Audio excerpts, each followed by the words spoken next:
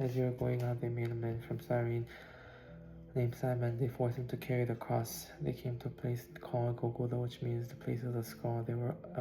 There they offered Jesus wine to drink, and they mixed it with the gall. But after tasting it, he refused to drink it. When they had crucified him, they divided up his garments, casting lots.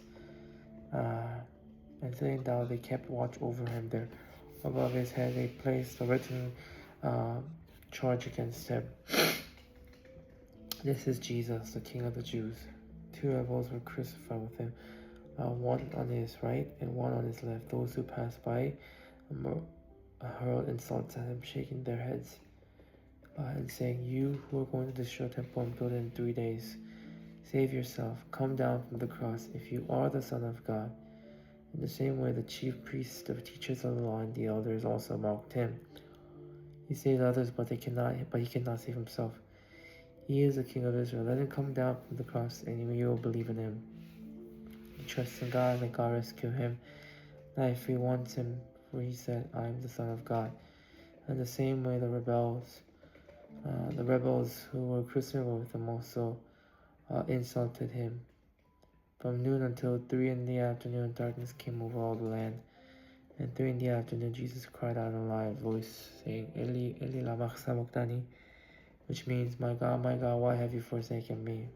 When some of those standing there heard this, they said, "He is calling Elijah." Immediately one of those ran and got a sponge and filled it with wine vinegar, put it on a staff, and offered it to Jesus to drink.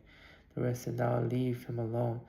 Let's see if Elijah comes to save him." And when Jesus cried out again in a loud voice, he gave up his spirit. That very moment, the curtain of the temple was torn into two from top to the bottom. The earth shook, the rock split, tombs broke open. Bodies of many holy people who had died were raised to life. They came out of the tomb after Jesus' resurrection, went into the holy city, and appeared to many people. When the centurion and those with him who were guarding Jesus saw the earthquake and all that had happened, they were terrified and exclaimed, "Surely he was the Son of God." Many women were there watching from a distance. They had followed Jesus from Galilee to care for his needs. Among them were Mary Magdalene, Mary the mother of James, Joseph and the mother of Zebedee's son. As evening approached, there came a rich man by the name of Joseph of Arimathea, who became a disciple of Jesus. Going to Pilate, he asked for Jesus' body, and Pilate ordered that it be given to him. Joseph took Jesus' body and wrapped it in a clean cloth and placed it in his own new tomb that he had cut out of the rock. He rolled a big stone in front of the entrance to the tomb and went away.